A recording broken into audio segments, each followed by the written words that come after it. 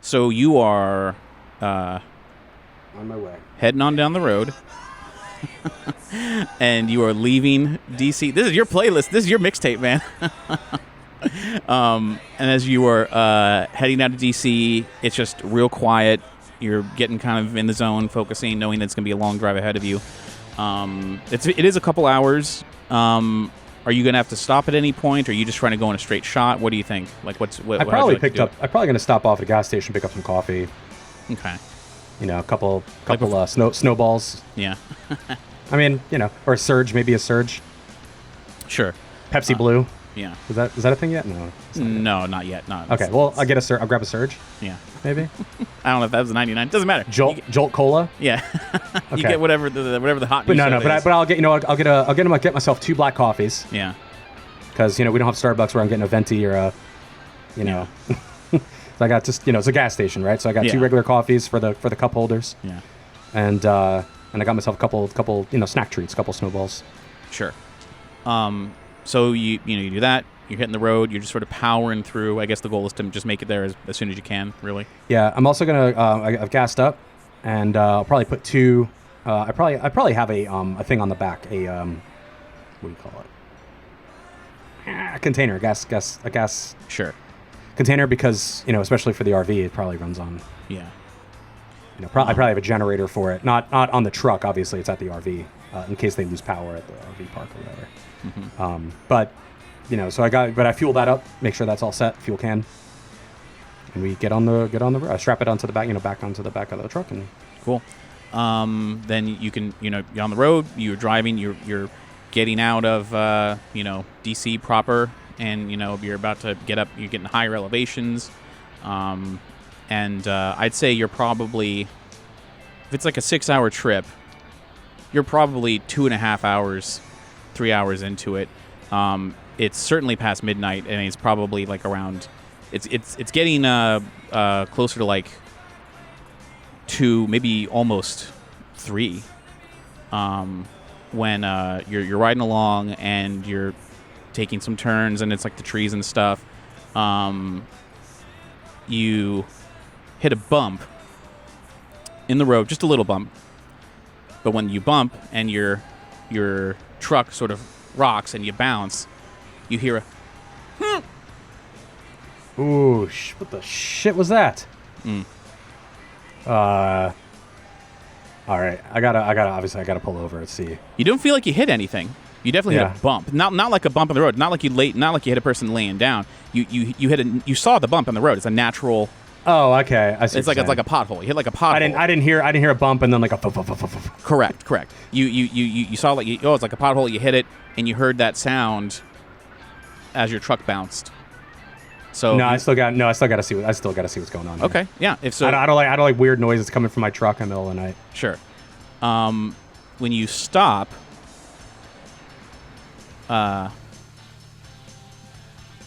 you stop the truck, and you want to step out, take a look.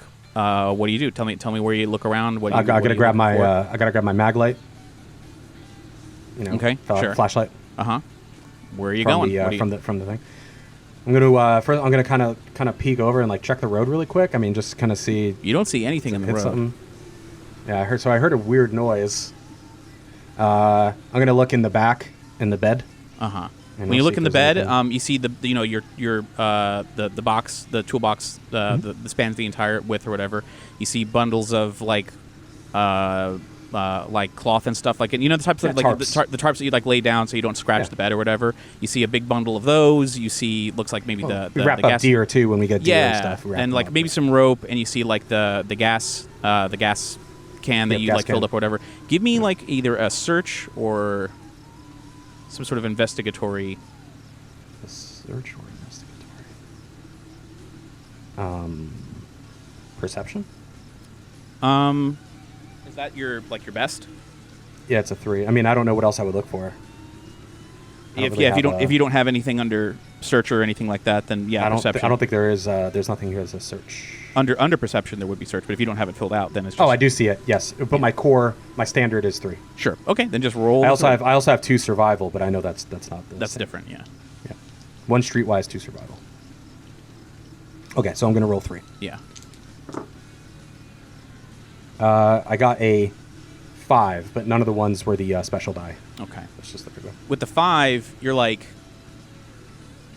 as you're watching for a second with the flashlight, the bundle of tarps, you see it move a little bit. Is it windy? Not windy enough for that. All right. Got my K-bar. Mm-hmm. I'm going to reach down and just kind of unclip my K-bar. Sure. From my leg. Uh-huh. And I'm going to take the flashlight and kind of use it to, stick it underneath and pull up the tarp and see what's, see if there's anything hiding under there. Yeah. As you pull up the tarp, you're you're slowly looking, and you're like, you're really getting the sense that something's under here.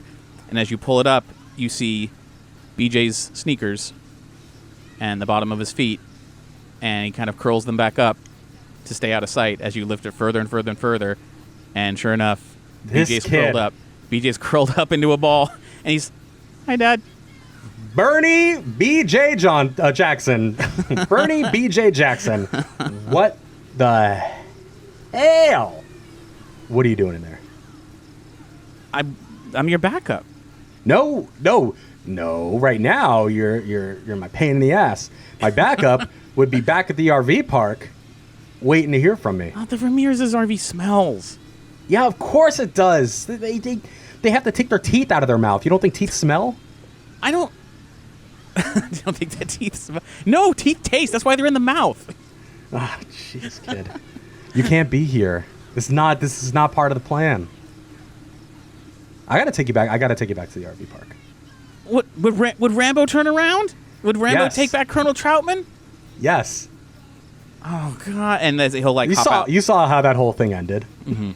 As he's getting ready, so are you gonna? I'm assuming you're gonna you're serious. You're gonna take him back to the RV park. I don't know. I mean, I can't take this kid and leave him. I'm gonna leave him in the cabin. What am I gonna go up to the cult and say, excuse me, do you have somewhere I can leave my kid while we parlay? I gotta. What time is it? It's like not that it should matter, but it's like close to 3 a.m. Oh shit. Yeah, no, I gotta take him back. That's okay. I just want to know what your decision is. So while you're, so you want him to get in the truck. I mean, obviously you're not gonna take him back in the bed, Get your ass back in this damn truck. I should make him ride in the bed on the way back. I should tie him to the bottom of it. Is what I should do. I'll tell him. I'll say tie him to the roof? I should tie you to the bottom of this thing on the way back. So as he's like sulking as he gets out and he's like getting ready to step into the truck, I'll say, from the direction from where you came, from up the road, you see police lights coming up, fast approaching. Oh, shit. And as a police car, sedan, goes past you, like just past you, but stops, it pulls and it like blocks the road, like blocking you so you can't go forward. I mean, it's a wide enough road if you really want to get away, you could, but it's just making a big show. It's stopping for you. And then the second police vehicle is actually like a police like SUV, and it's going to come up behind you, and the lights are going. Are these local police, state police? Or these look county? like local police. Maybe it could be deputies like. I mean, I would know if they were state police. So they're anything but state police. Or whatever. So and come think of it, it might be like highway patrol, so it could be like state police kind of thing. So the one cop gets out of the sedan, has his gun drawn, and he's like, "Sir, step away from the vehicle. Keep your hands up." Okay. I put my hands up. Say, hey, this is my vehicle. My son's here. Please, And that's when you hear. So if you're saying that, guy, other officer, patrolman, I guess, comes out. He's already like 1 foot out of the SUV. He's got a shotgun and he's aiming at your direction. And when you say your son's in the truck. Yeah. Say, listen, my son's in the vehicle.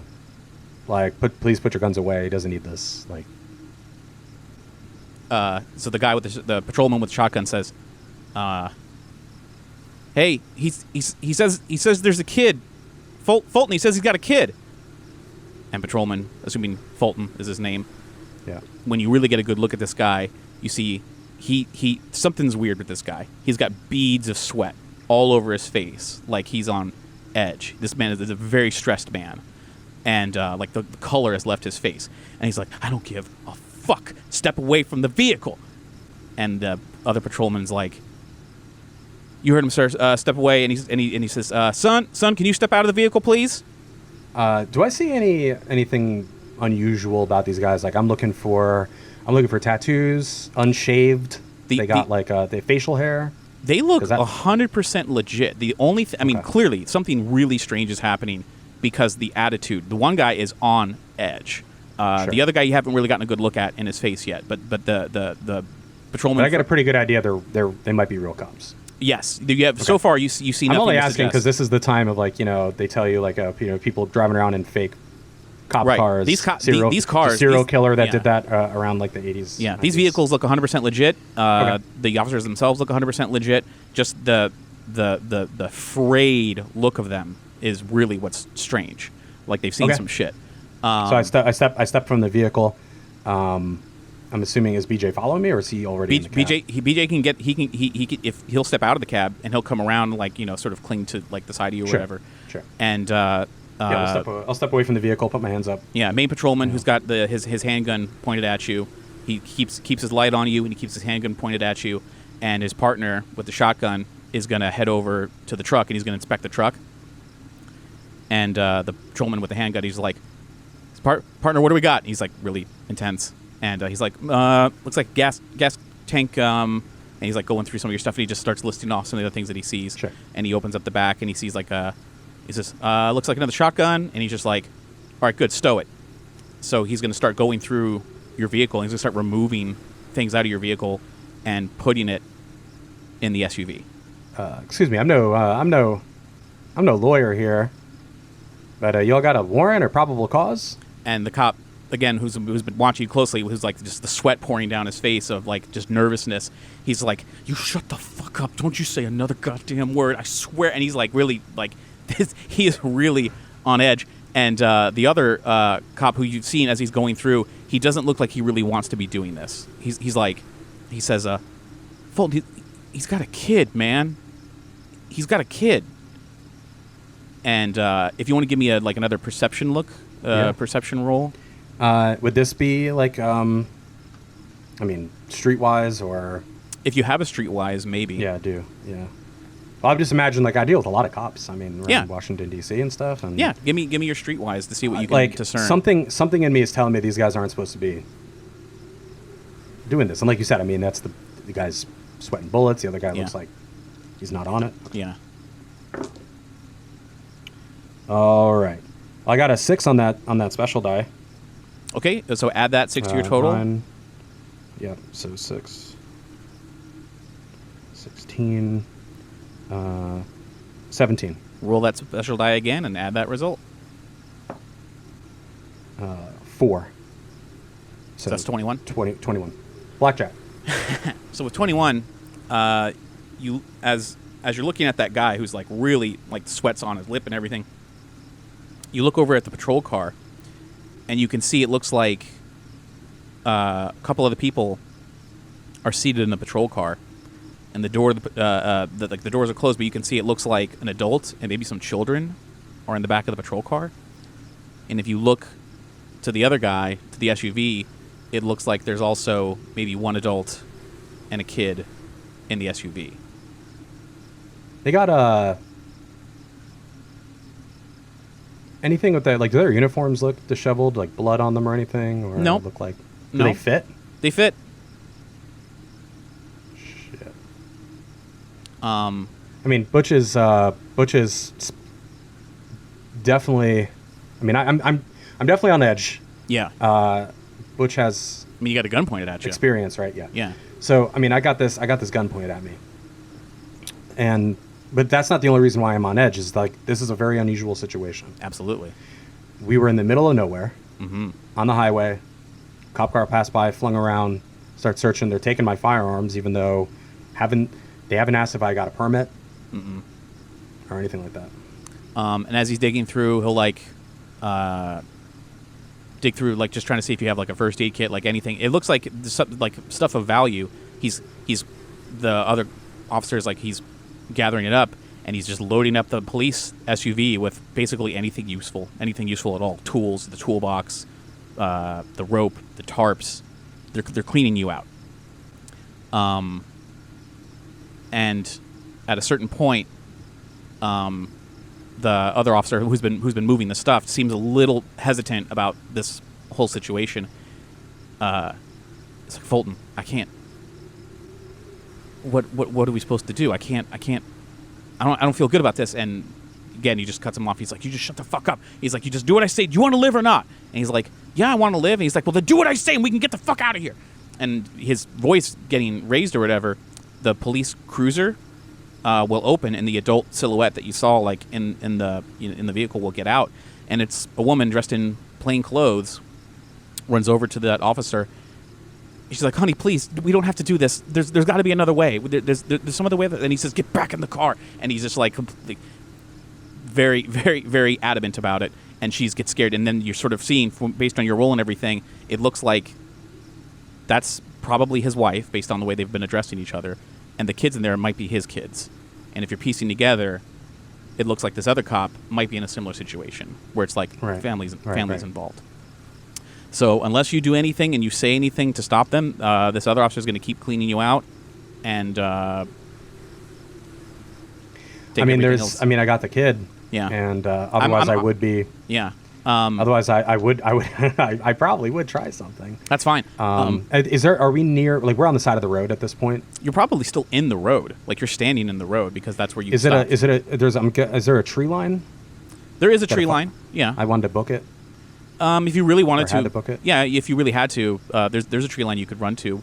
If you scooped up BJ, it's not looking like that he wants to kill you. It's just he doesn't want. It's like you're really getting the sense of they're not here to hurt you. They don't want to hurt you, seemingly, but they do want to take everything you've got.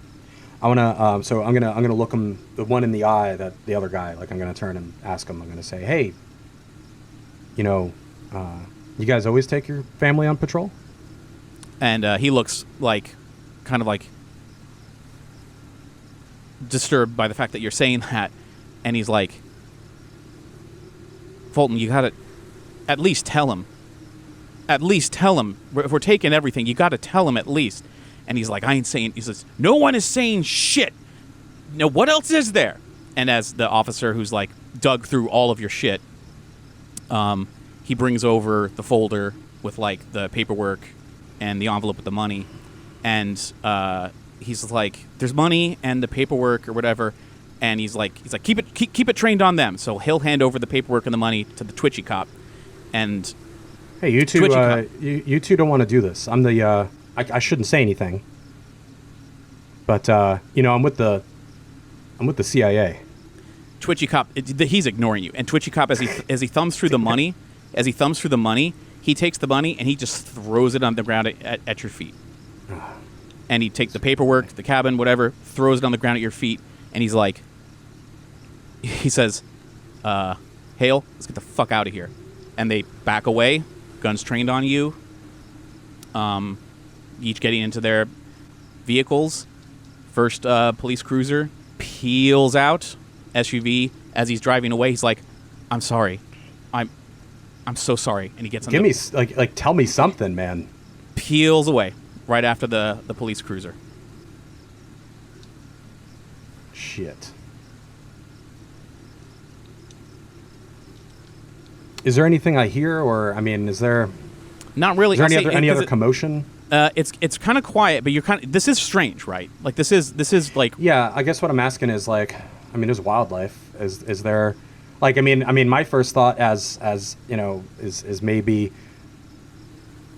It's weird, right? it's not just weird. Like, first I'm thinking these guys might not really be cops, but, they got their families with them, so that's kind of strange. Yeah. I was thinking maybe they were a couple of guys who took over police cruisers, because, again, that's happened in the past. And you were right to be aware, like, cautious of that, looking for tattoos, looking if the clothes fit. These are all things, but this is what's really troubling you, is that they look legit. Like, they didn't have facial hair. Like, their haircuts were short, like a cop should be. Yeah, and they're fleeing the direction of... The same way you were going. They were from behind you, and they passed. So I'll say, as you're out there, you're just trying to make sense of this, like, what the hell? And you've been staring for like, at least 10 minutes, whatever.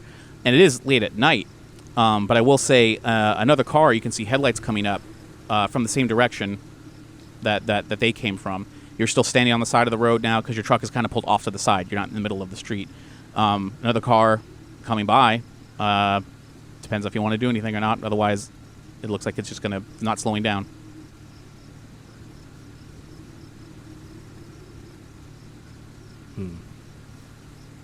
Are we closer to the cabin than we are the RV park? Yes. By my estimation? Yeah. Like a lot closer? Yeah. I mean, like to go back to the RV park would probably take, 3 more hours. Whereas the if you cabin's want, like a half hour. Yeah, the cabin's maybe like half hour to an hour, depending, on lots of stuff. But yeah, this car, as you're just sort of watching, this car just at a height of speed, kind of surprisingly, right past, and it's like, okay, this is kind of weird. And and BJ's like, Dad, why'd they take all of our stuff? I'm not sure, buddy. Those people look pretty scared to me. What do you think? Yeah, I'm kind of scared, me too. Yeah, how you feeling? You a little scared? Yeah. Then you should have stayed at the damn RV park, man.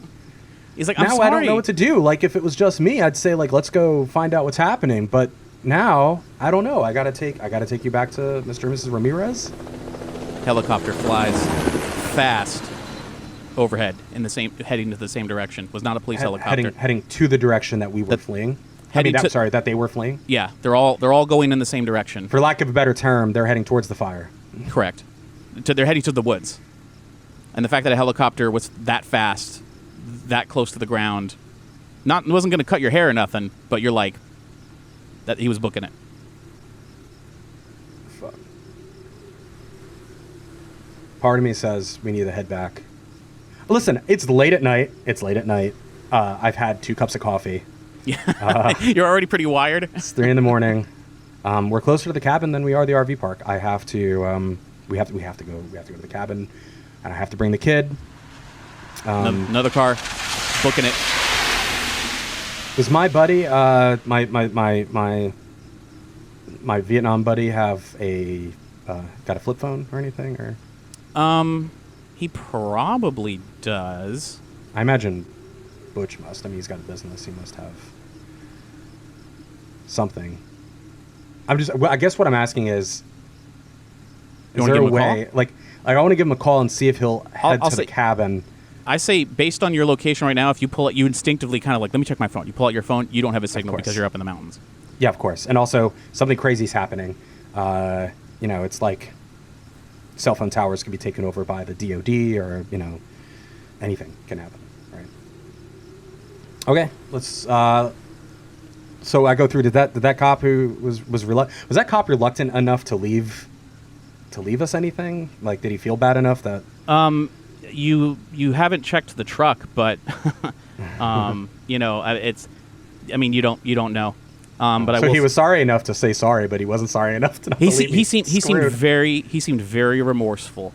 Oh, you know what? I can't wait to have to, save my life with his remorse. Yeah. So as you're kind of like standing, like what to do, like oh my gosh, and BJ's scared, and these cars keep every once in a while it's sparse, but like those couple cars have gone by, and a helicopter went by, and you're like, all right, my phone don't work, so you want to check out the truck to see if anything is left. Yeah. You check out the truck. All the weapons are gone. Looks like even most of the ammo was sort of grabbed, like in a hurry. The fuel can is gone. Tarp's gone. Rope gone. Did you have your K-bar on you? Yeah, that's strapped to my leg, and I got the revolver on me too. Yeah, they didn't even fuck with that. So you still have the revolver, and you still have the K-bar, but then you hear a sound carrying over the mountains.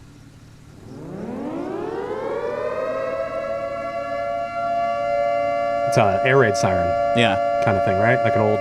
Yeah. Old World War II nuclear threat. Yeah. Not World War II. Yeah. So Cuban Missile Crisis type sitch. Yeah. And BJ's like, Dad, what is that? Well, they don't test them at 3 o'clock in the morning, son. We should head to that cabin. He's Get in the car. Get in the car. Okay. Get in the car. Yeah, you got nothing to say to me. Get in the car. I got nothing to say to you until we get to the cabin. In fact, I want you to do two things, son. BJ, I want you to sit on your hands, and I want to keep your trap shut. He doesn't even say anything. He just nods. He's scared. He's scared at this point. Buckle your seatbelt. Sit on your hands. Yeah. So, so you can you get in the car. You're ready to hit it. You buckle up. You go. And as you're driving, you're just again like this. The sirens are echoing like over, like all over the place. And I'll say that as you turn, you're like coming up to crest like the mountains to go back into the more mountainous areas, and you see you're leaving DC behind. I'll say there's a bright flash in the rear view.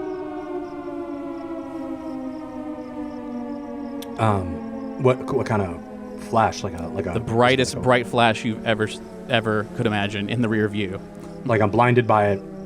Temporarily. Yeah, so I can swerve a little bit, trying to keep on the road. Yeah, if you swerve a little bit, then you stop the car, and if you look, you can see a glowing, growing cloud, and that's when you hear the pop boom, followed afterwards, and then a shockwave through the trees. You're still fine. The truck is fine, but the wind has gone through all the trees. Leaves flying all over, and BJ is like scared. He's like laying in the bottom of the truck, and I get down immediately. Yeah, I lay down. I lay down. I cover BJ. Like I push him, pull him down into the center. We have the center seat. Yeah, so I pull him down to the center seat, and I cover him. Passes. Yeah. Things start to get quiet after that. Sort of back to normal, but it's getting very quiet now. So yeah, this is not a hallucination. This is not a bad dream. A fucking nuke just went off, and as you're looking back in that direction, you can just see the cloud growing higher and higher into the sky, and then off in the corner of your eye, even further away, past the crest of another mountain that's sort of off in that direction, another bright flash, and you're realizing the close one is DC. That other one is Baltimore.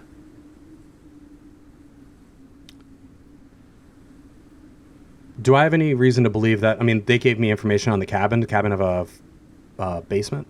I mean, like a fallout. I believe it does. I believe it does. Yeah. Not like fallout shelter, but yeah, there's you could live up there. Okay. I start the truck back. I mean, I pulled the. Like I said, I wouldn't have turned the truck off. Mm-hmm. I give the gas a little. Like I sit back up. I ask, BJ, you okay, buddy? He's like, yeah. What happened? What? Listen. Everything's gonna be fine. I don't know. It's serious. We need to go. Okay. So I'm gonna test the pedal a little bit. Make sure like the truck didn't the tires didn't blow out or anything. No. It's just it was a strong wind that came through. Okay. We were far enough at least. Yeah. We didn't get sunburned. No heat. Yeah. Right. And as you start the car back up, the radio can kick back on, and that's when you can hear.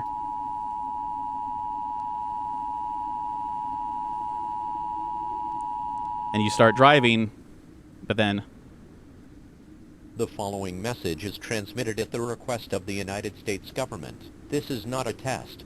A nuclear attack was commenced against the United States. 15 nuclear bombs have detonated in several areas across the country. They include Baltimore, Boston, Chicago, Denver, Detroit, Los Angeles, Las Vegas, New York, Pennsylvania, Portland, Maine, Portland, Oregon, San Francisco, San Diego, Seattle, and Washington, D.C. At this time, all residents within a 400-mile radius of these areas should seek a fallout shelter. Fallout is a product of nuclear attacks. Prolonged exposure to fallout will result in certain death. If there is a nearby location that has been designated as a fallout shelter, go there now. Otherwise, seek shelter in the interior part of a strong building on the lowest floor. Make sure you have food, water, and a battery-powered radio with you. Do not exit the fallout shelter until the all clear has... I put the mixtape back in. Like, I mean, I switch it out off the radio. Sure. Because I don't have anything else. Like, what am I supposed to do? I mean, what are they going to tell us? Yeah. What are they going to... I mean, for serious, Yeah. What could they possibly tell us that I could do anything about? Sure. Yeah. So you just there's a futility to them being like, everything's fucked. So we're just gonna jam. Butch has been in this shit before. Granted, obviously nothing like this, but his first, like they would like they do in base, like they got back from a mission where 3 of their friends got blown half to bits, and they have to play the radio real loud to drown out the thoughts going on in their head. So that's exactly what he's gonna do. Yeah. He's gonna put one hand on BJ's leg and tell him like, we're gonna be safe. We're gonna find a place. We're gonna be okay. He's tears in his eyes, but he's nodding. Do you know the words to this one, DJ? You gotta sing for Daddy and keep him company. I don't know, and he's on edge. So what we'll say is, as you do your best trying to keep him calm. Yeah, and I start singing. I'm not gonna. Give me a presence. I'm gonna spare our listeners. Give me a presence to see about calming him down. Okay. That's 2. I got a 6 on that special die again, and a 2, so 8. Add it, yeah. Yeah, so 8. 8 total. Oh, then I roll again. Yeah, you roll again. 4 again. So I add another 4. So 12 total. That's right. Okay. You stop him from like snapping, like from like frame, like he's kind of whatever, and he's just like hugging your arm really tight, and he's. I know that we're fucked. I'm gonna, although it's maybe it's a little more unsafe. I'm gonna reach over and I'm gonna unbuckle his belt and like tell him like sit in the middle seat, and then he can. Yeah. It has a waist belt. He puts on a waist belt, but I want him to sit next to me. I don't want him on the. Yeah. You don't even have to say words. He just. Yeah. And we just sing on the way. Like, I'll just sing. If he doesn't sing along, that's fine. Yeah. I know it sounds stupid and it sounds crazy and no, but the kids, everything now. Yeah. But it's an immediate coping mechanism. Yeah. Again, like from being in the shit.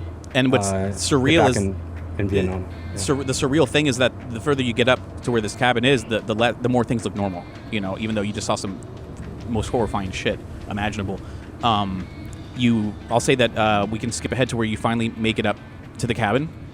Mm-hmm. And as you pull up, it looks like, a decent little like 1-story cabin. I'll say you park. You can check it out. There's even like still some feels like there's like some life here. It's really quiet and it's dark, but with the headlights on and everything, the cabin looks as described. Like you can check it out, and you also know that there are supposedly several acres here. You can see that there is a well for underground water, which if you're trying to think about, okay, this is real, we need groundwater to not be contaminated, so we got that. We know there's a basement here. We know there is dried food here because from when people were staying here. If you want to start searching through and like figuring out what to do, it's like probably going to be like 4 o'clock in the morning at this point. Yeah. First thing I'm gonna look for the storm shelter, or if there is one. It seems like often like that's exactly what these kind of cabins were necessarily. If the cabin's like from the 60s right. or the 50s, like it could very well, have been made for somebody in the government. I don't know what I'm hoping for. A lot of stuff doesn't make sense. I don't even know if we did it ourselves or if it really was an attack. I don't know anything about it. I'm just all you know is it was real.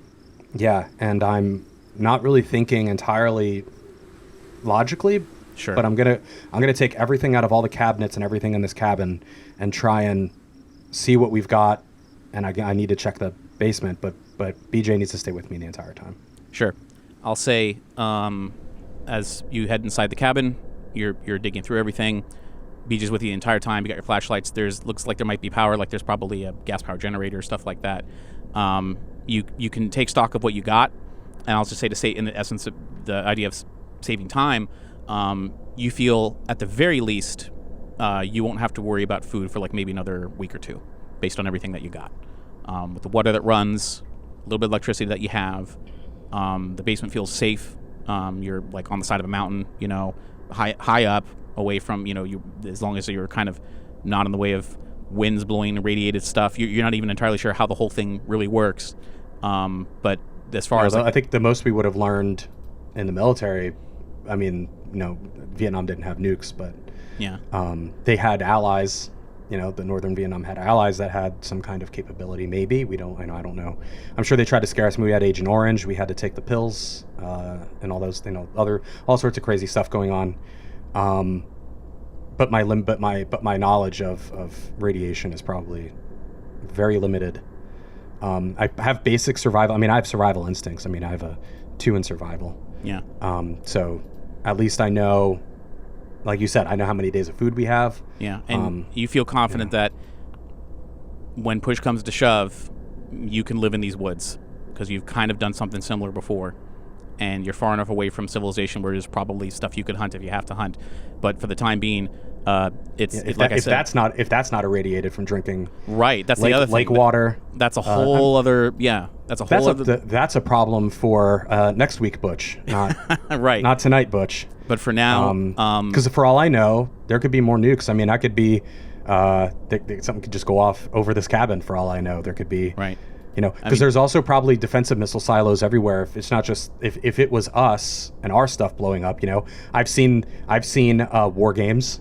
I know that it's possible that we could blow ourselves up by accident or whatever. Well, based on what the radio said was that the radio said there was a strike. It was a strike on the United States. I don't trust the government. Of course, and it's important to question everything right now. But I have to believe it. Also, we could have shot the missiles from our own silos and then into those cities. I mean, not like the government, but I mean a hacker or war games. Well, what I would like to do is to say that in terms of like right now, the important thing is BJ is he's ready to pass out. He's like exhausted emotionally. Physically, you're hanging out in the basement. This feels safe. There's a soft spot to lie down. Is it locked? Can we lock it? Yeah, you wouldn't be able to enter from the outside or whatever. Okay. And it's warm enough, and it feels safe enough, and you're feeling like maybe the thing right now is to sleep and worry about. I'm taking everything, by the way, with me. Sure. Like once he's chill. Yeah. If I can get away from him, like he's probably rolled up in a towel bundle, or blanket or something with me. I'm going to try to get him down to lay down, but I'm going to go back up. All the dry foods, everything else. Just bring I'm it going to down take with trips you. and bring everything down into that cellar. Sure. If anybody comes by, because I see all these people going crazy, looking for ways to survive themselves. I want them to think, oh, this place has been cleared out already. I want them to leave. Right. Good idea. And so I'll say you can do that pretty quick. Can I set up traps? Not traps, but I mean like strings and cans and stuff like that. I'm not looking to set up like a minefield or a bomb or anything. Yeah, according to the rules, that would be under tracking. Do you have a tracking ability? I do not. I just have survival. Then let's just do. I'll let you count it for survival, even though it's Let's go ahead and do me a survival roll. Sure. Well, you do use them sometimes in hunting. You put stuff on bushes, especially. That was in NAM. I mean, we must have like a tripwire. Yeah. Yeah, we must have done something like that. I mean, so I got 5 here. I mean, I didn't roll 5. Right. You were 5 dice. Yeah. Go ahead. All right. I'm bad at math. Give me a second. Sure. 17, 20. 20 total? Yep. Okay. You feel pretty good. You can set up a standard sort of tripwire, because like a simple alarm system that'll make noise, so you'll know if somebody comes in because you don't have any explosives or nothing like that. So you set up at every entrance. You've got all the most important stuff laying down. You maybe leave out a couple decoy things, so if someone does break in, they go 1 can of beans, and like whatever. And I'm not setting them up like way anybody would notice. Right. Like in a way, like maybe it's just like I set a can. I put something like on the near the door so that if somebody knocks it over, it's probably like a can full of screws or something useless. Clatter. Yeah. So when they open up the door, it falls over and I can hear the clatter. You went into kind of Vietnam priority survival mode. Yeah. Boom, I mean, boom, listen, boom. I don't have the little manual with me. Like with all the MREs, they always have like a little manual. I don't have it with me, but I must have memorized it because I must have sat there hiding one day just going through it. And you've had nightmares and stuff, so it's terrible, but you're going through it. So when you finally get all that set up, you feel confident, you feel a little bit secure, at least as secure as you feel like you can be with all the tools at your disposal. You can head down to the basement, cuddle up next to BJ, and drift off to sleep. And with that, I'll step into a more cinematic description as we fade out on you and BJ in the basement here. We just cut to the outside, how it's just a real quiet night over the woods, and there's like a little bit of dark clouds in the distance where these nukes went off. And then a narration voice, a gruff voice of a man, starts speaking and says, 3 billion human lives ended on August 29th, 1997. The survivors of the nuclear fire called the war Judgment Day. They lived only to face a new nightmare, the war against the machines. Humanity is at war against legions of genocidal machines, all controlled by one intelligence, Skynet. It determined our fate in a microsecond. Its goal, to see humanity annihilated. It's torn holes through time in an attempt to save itself and destroy us. It came from my mother, then it came from me. I can only pray that no one else has to endure that nightmare of flesh and metal, stealing your future before the bombs even drop. Against all odds, the Resistance saved my mother and I, and will stop at nothing until our heels crush out every last chrome skull, in this time or any other. This is John Connor. If you're hearing this, you are the Resistance.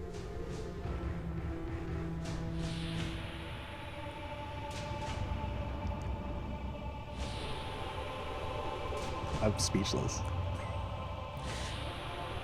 How long have you known me? Have you ever seen me speechless? So what I'd like to do now, John, is figure out what the days ahead are like for Bernard and for BJ. I have a couple tables we're going to roll on and see how things go.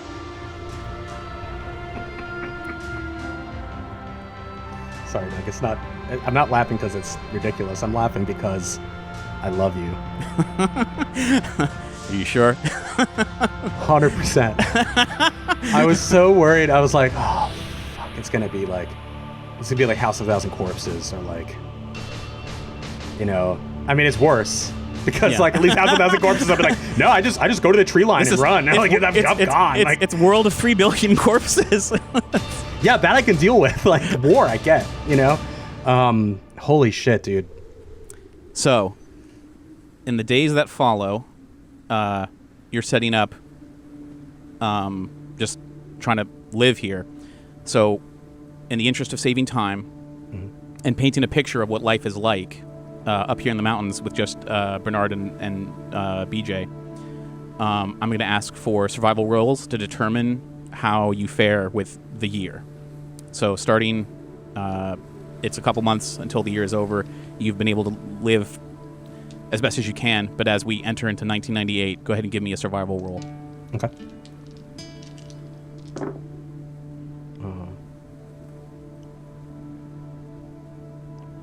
15. Oh, 1998 is an okay year. You definitely are getting into the swing of things of like hunting and making sure where the good water is, where the bad water is, how to test and stuff. I'll even say that you have a couple tools to test the radiation, you know, from this was like a survivalist shelter. You got like a rudimentary Geiger counter sort of thing, so you're able to make it. You're hanging in there, but you're realizing how long can we last out at this rate, because this is not a good rate, you know. It's really hanging on. So it's been 3.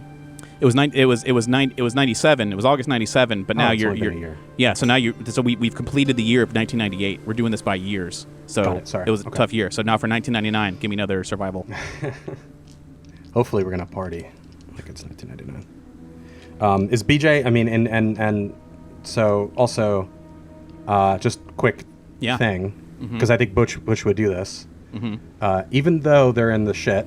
Yeah. If he can keep track of the days, I'm assuming. I mean, he's got a watch, but I'm sure. Yeah, and there's a calendar. He's gonna die. You know, yeah. Yeah, but he's probably kind of true to keep Butch's sanity. They probably still celebrate, as sad as it is, his Christmas, birthday, yeah, holidays, just because Butch is like, what are you gonna do? Like he did that in the POW camp. You know, it's like he's like, I think if I counted. If you keep your mind... If I counted the day and light cycles enough, and counted, you know, they wouldn't let us keep anything scratched on the walls or anything, right? In the POW camp, because they thought it could be messages or it could be, you know, also psychological. But if I did it right, I'd be like, oh, you know, It's my birthday today. Doesn't matter, but at least lighten up on my torture today. Yeah. It's my birthday. But we're still keeping up with Butch's. You're stalling, man. You got to roll for 99. No, you're right. Let's go. Well, I got 13. I got 19, and I got a 6 on the on my special. Die. I won't. I mean, normally. So I can roll again. Yeah. Go ahead and roll that 6 one more time. Okay. Just to see what it adds to. So 5. So that'd be 24. So you actually. So for 1999, I think it's because BJ's becoming like he's getting a little bit older. So he's probably like 10, 11 at this point. So he's actually able to help out a lot more, and like with the hunting and cleaning and everything, and learning the ropes. And you both, I mean, you bond obviously. You've been close. You're so close before, but surviving together like this, he's taking it in stride. And you actually had a pretty good year in terms of like the food and staying safe and avoiding any trouble. You haven't, you haven't really seen much activity. So let's move into 2000. Give me a roll for 2000. Let's see.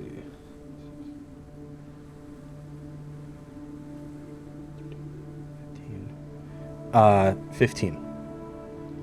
Okay, this was a rough year. Nothing special on the. Yeah. So this was rough. When you don't meet the ever increasing difficulty of survival checks that it takes for these years, we roll on a mishap thing. So give me 1d6. Okay. Doesn't have to be wild, just a regular d6. Just for luck, because it's been so good to me, I'm going to roll the wild die. Okay. 5. Ooh. Okay. So what happens is at some point... Don't like it's going to be an exciting thing for you, Doug. At some point in the year, there was a raider attack of human survivors. So it's in the year 2000. Yeah, it looks like some humans may have stumbled across. Like maybe don't know if they were watching you for a while. But can I just say Skynet was right? Several humans. You don't know anything about Skynet. Several human raiders attack. So give me a marksman skill to try and fend them off. I don't have marksman. I just have 1 for coordination, which doesn't really match. Okay. Yeah, I guess I'll just roll the 1. Yeah, it's a wild die. And it's only the wild die, right? Yeah. What? 6. Nice. Roll it again. Add it because you need it. You need it. 5. Okay. With a total of 11 with the weapons you have and with BJ helping you, and because you rolled well very on the previous year, I'll say that you're actually stocked up, so you actually can fend them off. So you successfully defend the cabin and you take out some of these crazies. And with that, I can give you a bonus leading into the next year to help balance that out. So go ahead and roll for 2001. All right, I got another die to add. So you said that's 6. Yeah, but you can add 1 die to your survival roll for this year. Okay. Because I have 5 for survival. So yeah, and add 1 more just because you fended off the cabin. Got it. All right.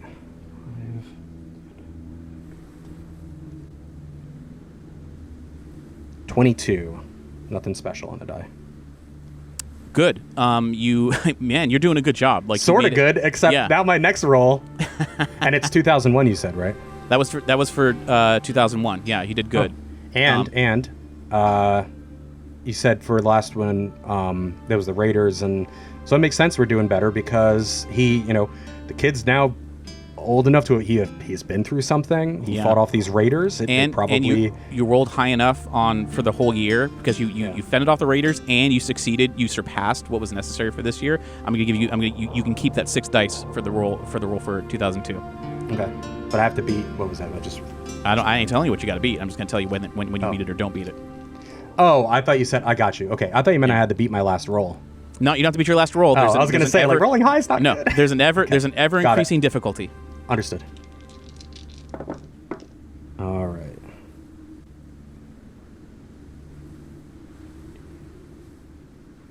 Sorry.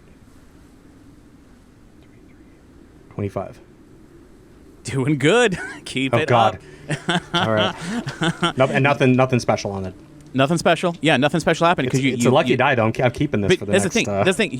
You've been so you're feeling good in the sense that BJ is really stepping it up, because this is what this means, is like how you're both doing together, and you are surviving. Like you're not thriving, but man, you were definitely, those first 2 years were difficult, and based on the amount you've been going, we've probably learned to work the land too, like safely. I mean, I don't know what the half-life is of all the nuclear shit, but but you're very familiar with the land around you. You've probably set up better traps in case there's another raider thing. Do you think that cult like left a lot of good stuff behind? maybe there'll be a time when you can go check it out if you want to keep going. So let's move into 2003.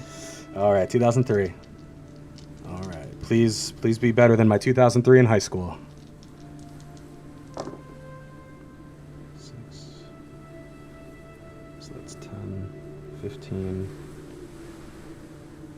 20, 24. Nothing special on the die. Just this was by the skin of my teeth. This was tight. This was a tight year. You're noticing that maybe the animal life might be dying out. You're not seeing as much as you did before. Makes sense. Because of your hunting, but this is just a fact of poison stuff and animals not living as long. You've seen more tainted animals this year than before. And BJ is, oh my gosh, he's like what, 15? 50, yeah, he's like 15. So he's a growing boy. He needs his protein. Yeah. So he's there with you, and you guys are doing it together. You're just doing the best you can. Let's move into 2000. What were we just at? We're 2004. We're in 2004 now, or yep. Okay, 2004. So going to 2004. 6 die. No, I don't do that 6 die now. It's just not anymore. Yeah, it's just a 5. Okay. Oops. Wait, is that my special die? I need to keep track, or I'll. No, sure. Okay.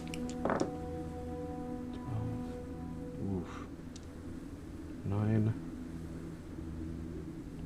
10, 11, 12, 24 again. Okay, you're going to have to roll on the mishap table that I made here, so give me 1d6 roll. I'm going to use my lucky one. Sure. 6. Okay. What this means is I'll say that you're out hunting one particular day, and it's not going that great, but it's you've known based on the year leading up to this. So it's the year 2004, and you're out hunting, and you're just kind of out and about, and you've heard rumors of people being hunted and stuff like that. But as you're out there with BJ, you're in a spot where it gets kind of quiet, and you hear a strange sound in the sky that you've not heard like in your entire time out there. You hear like a large jet, weird thing kind of fly by, and you can see that this is a large metallic craft that you're not familiar with at all. Fucking Russians. Doesn't seem Russian, but it definitely was hovering low, and you can definitely, on the horizon, you can see it open fire on something off on like, not on your mountain, but like on the mountain range, like across the valley from you. Okay. I mean, listen, narrator, I don't want to tell you don't know what you're talking about here, but I mean, aliens, I'm not a person who believes in aliens. Yeah, but this is so strange looking. It's got to be Russians. Know. Yeah. Don't know. I mean, I was raised during the, missile crisis and all that stuff, and so okay, continuing on. So you're kind of like, okay, there's something in the sky looking for people. We need to be careful. So it definitely freaked you out because BJ didn't know what it was. You don't know what it was. This is insane. So moving into 2005. All Give right. me that. All right. 4, 6, 16. Nothing special. We're gonna have to give me another roll on the wild die for a mishap. 4. I'll say after a long while of hunting and trying to stay alive, you're out hunting one day and your weapon misfires, doesn't fire. And then you realize the tools that you've been using are starting to break down. In order to try and maintain and do this, you need to give me a baseline repair skill for just general upkeep of the cabin and your supplies. So that's just my base, so it would be my perception because I don't have repair. Yeah. Got it. All right. 8, 9, 10, 12. you can repair a lot of it, but not all of it, and this is going to affect tools going forward in terms of like, okay, you're running out of ammo, unless you're able to make bullets.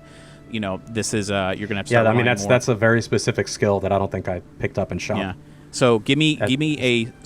Especially not going to a private school as a kid. Like, there's no way. Do you have a search skill at all, or is it just under perception the same? Just survival. Okay, then give me a survival. Actually, just give me another perception one. Just give me another perception level to see about searching the cabin for. Sure. Building a new weapon of some kind of. I got a 7, and my wild die is a 1. Okay, so unfortunately you're running out of ammo, and you're realizing that with weird shit flying around and running even low on stuff, even if I had ammo, like I don't know, like what am I gonna shoot at the thing flying around? Like right. So it's not like duck hunting. Things a lot bigger. This is the first year in a while where you're low on food and you are barely hanging on, and the tools and your weapons are starting to fail. And with that, I think we move on to 2006. Okay.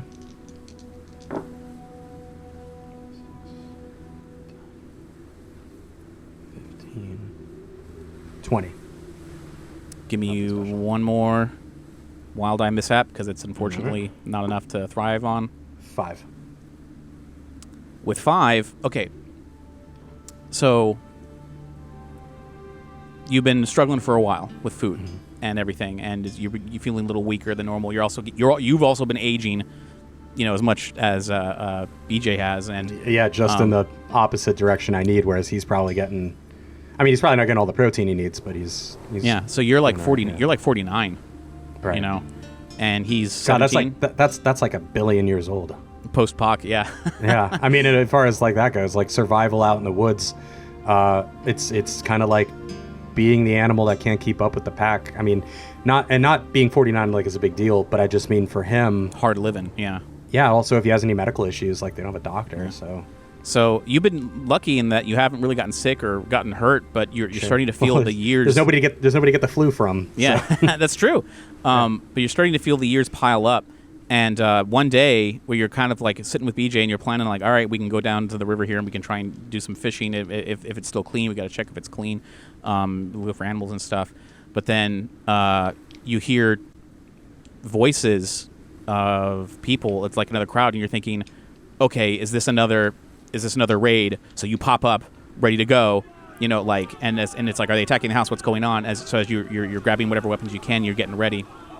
That's when you see these people, like they're kind of on the run from something. They're not attacking you. They're just like shouting, like they're screaming, like they're running.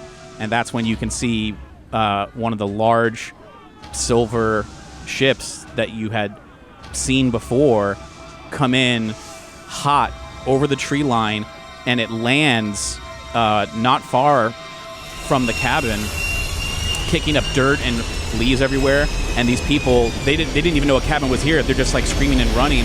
And as these ramps like come down from this ship, you see these strange looking robots like on spider legs, clunking their way out of the belly of this thing, coming after these people. And it's like some of them they're shooting with like machine guns, and some of them they seem to be scooping up with metallic arms and leading them back into this giant flying thing.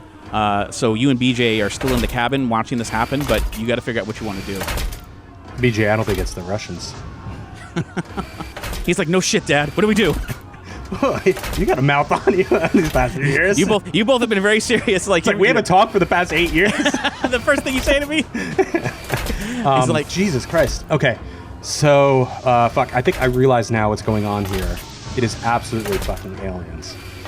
And I don't know how to deal with that. This is terrifying. The basement. Do I get a feeling like they're searching, or like, or are they focused on? They're looking. They're focused on these people, but they start scooping them up, and one after another, they're eventually like put onto that ship. The ship is still there, but these sentries are still like looking around. So it's basically the basement of Fleet. Whatever you want to do.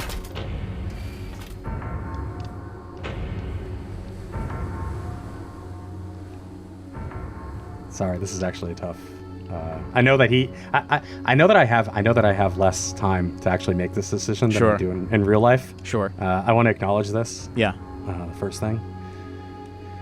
Holy crap.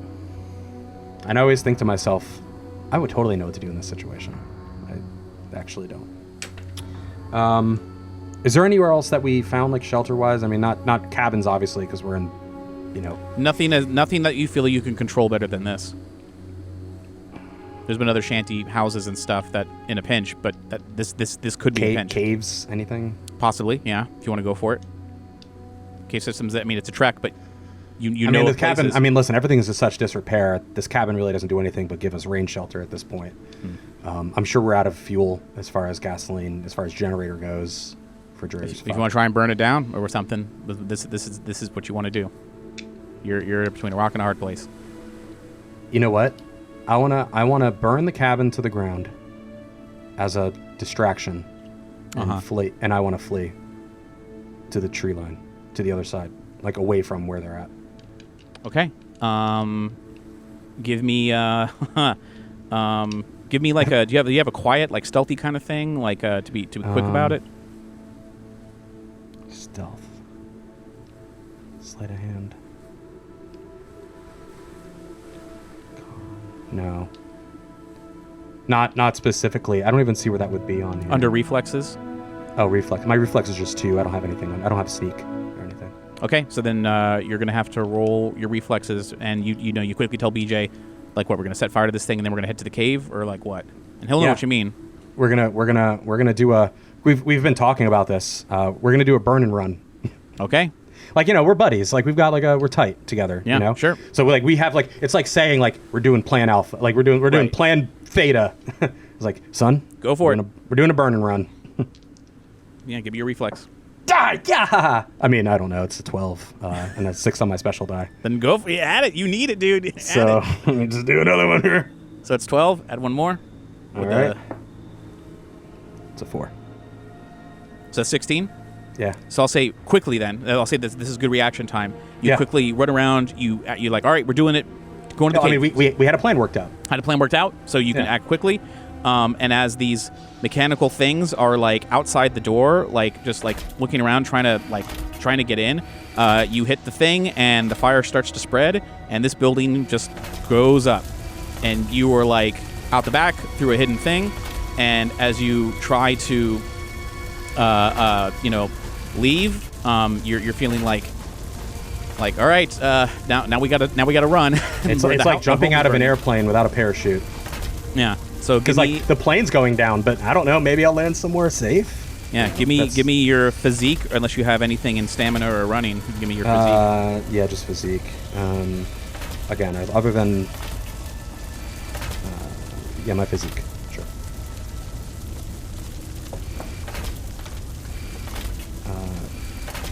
11. Nothing special, just 11. No special die. BJ got a 14. So hey, good for him. Yeah. Run, kid! So he's put me on your back, like Yoda. I'll say you hear machine gun fire rattle off after you as you're trying to get away, and kicking up, like, the stone and dirt and everything behind you. Is this the purple lasers yet, or are they still not yet? using... This is still probably before that, because it's 2006. Yeah. So these are very much still like what they made for the military, not what they made for themselves. Just out of character. Just so I know what I'm looking at, like physically seeing. Yeah. Still a little rudimentary.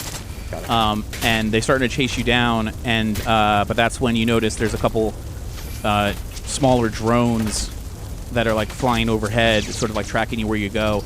And but with the rolls, even though BJ rolled a 14 and you rolled, like, an 11, it's only a matter of time before they stop firing as they're catching up with you. And they're going to run up to you, and they're eventually going to grab you. And as they grab you, you feel yourself get shocked, and then you are going to go unconscious. And when you come to, you can feel the rumbling of the inside of this massive ship that you're in. And BJ's just like, Dad, wake up. Dad, please wake up. And he's, like, shaking you, trying to get you awake, and you're slowly coming to. BJ. I thought you would have got away. He's like, I couldn't leave you behind. Yeah, they were too fast. Dad, I'm sorry. What? And then the other people that are as you look up, you realize you're basically in like a large shipping container that's got holes in it that you can see, like, you know, you can feel the wind going, and there's people around you, but everyone's just quiet, like they're in complete despair. BJ, do you remember when I told you to stay at the RV park?